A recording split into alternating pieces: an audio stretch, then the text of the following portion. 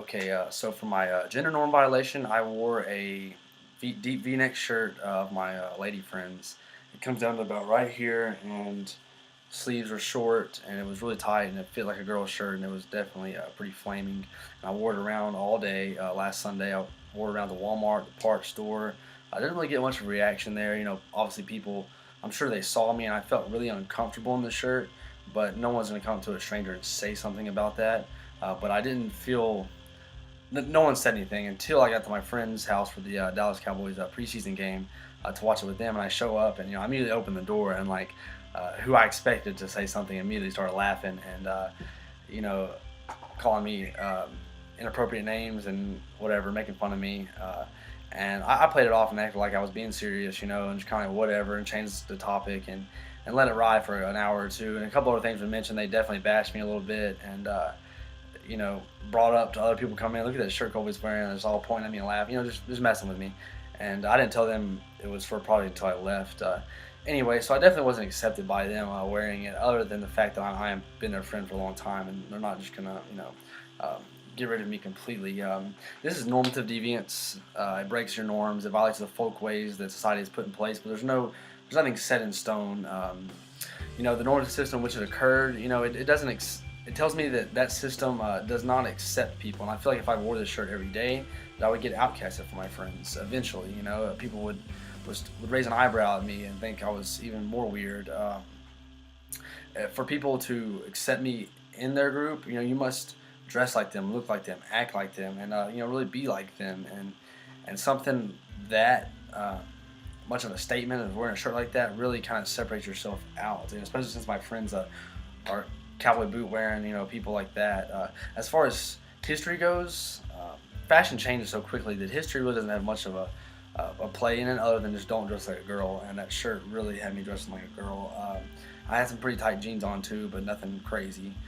Location, if I had done it in San Francisco, it would have been accepted. If I'd done it here in College Station, with a bunch of people that are here, conservatives, it made a huge difference. I was definitely not accepted and definitely looked at like an outcast. Context, most definitely. The context was in at a football game. It's a manly thing to be at, and it was a very unmanly thing for me to do. And the context played a factor there. The audience, my friends are people who are very far from that aspect of someone who would wear something like that. And the context and the audience really made a huge difference there. I would relate this to Durkheim's functionalist theory. It focuses on social integration, the bonding and with others. And anime occurs when people become distanced from each other. They lose a sense of belonging, and norms and values become ill-defined. And wearing a shirt like that really distanced me from my friends and separated me out from the crowd. And therefore, Durkheim's functionalist theory would explain, how me being different, I could see how that would entice me to do violate more norms and just kind of do whatever. If people already think that I'm weird, I might as well completely violate it. And I realized that my group and the society and the actions really the society regulates my actions within my group and what I wear. You don't realize, but you subconsciously dress how you dress because you want people to think of you in a certain way. And that's what I experienced here recently and wearing this shirt.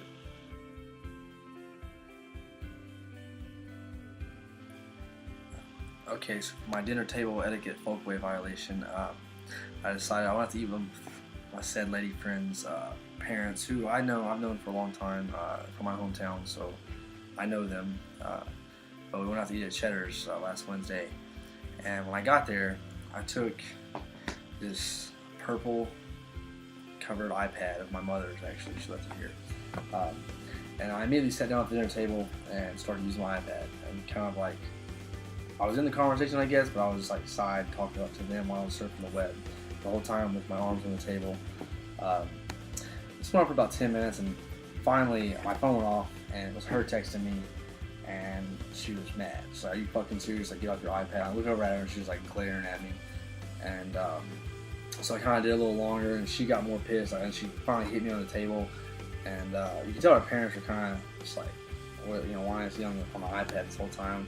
And they finally asked me what I was doing on the iPad, and I told them it was for a project and whatnot. Anyway, so that's what happened, and I guess it's important here to understand that deviance is all relative, And if I would have been with my friends, or the audience would have been different, it would have been more acceptable. I could surf the web with my friends around, but because it was her parents, like you're supposed to be more normal, right? You're supposed to follow the norms. I guess history, traditionally, something like that is not very respectable at the dinner table, and so history says that I should not be doing those kind of things.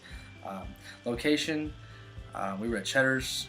It's an okay, nice restaurant, so it's not a very good location to be doing that kind of thing, and that definitely helped define what I was doing as deviance. The location, the history, the audience, the context it was done. Definitely, it was dinner with her parents. That's a terrible context to be doing something like that. So that's how I violated the deviance right there.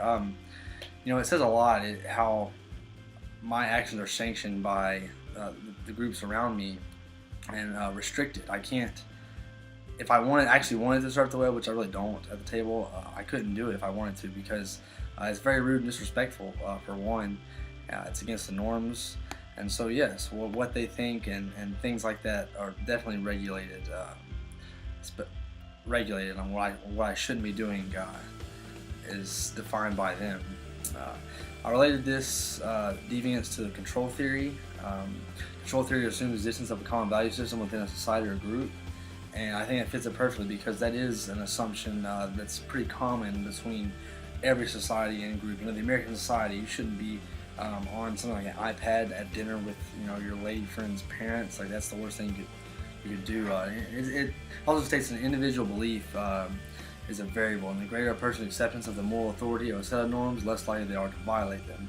And I feel like your girlfriend's parents or whatever have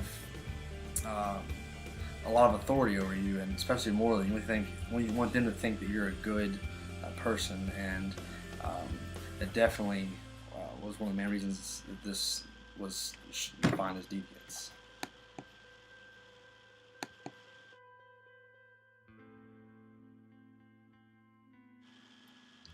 Okay, so for my bathroom norm violation, without getting into too much detail, what I would do, I've been doing it for the last week.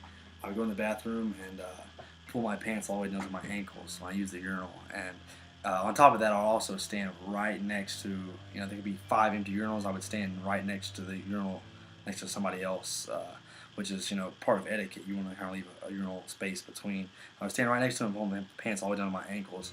And I've been doing it for like a week now, at Northgate, everywhere, campus, all of it.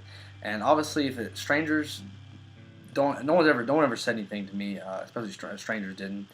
You could tell people, like, I was in a bathroom once on campus, and there were several people in there, and you could tell, like, somebody kind of thought, like laughed about it, was chuckling, and kind of, you had that sense like people were talking about you, but no one really came out and said anything straight to me. I'm not really sure, I couldn't imagine that.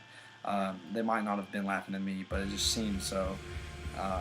But no one said a word till I was with my friends on Northgate, and we were at Rebels. I was in the bathroom, and I did it, and all of a sudden the bathroom was on wait. There were like all kinds of people in there. My buddy was in there, and they all started busting out laughing, and like, what's going on, and they were laughing more than anything. I was making them laugh, but I guess they know that I'm not like that. I don't know, but definitely got a reaction from people about it, and when my buddy started laughing about it, other people we didn't know were laughing about it too. Like, what the hell? Like, and I was obviously really drunk, so I guess that made it funnier.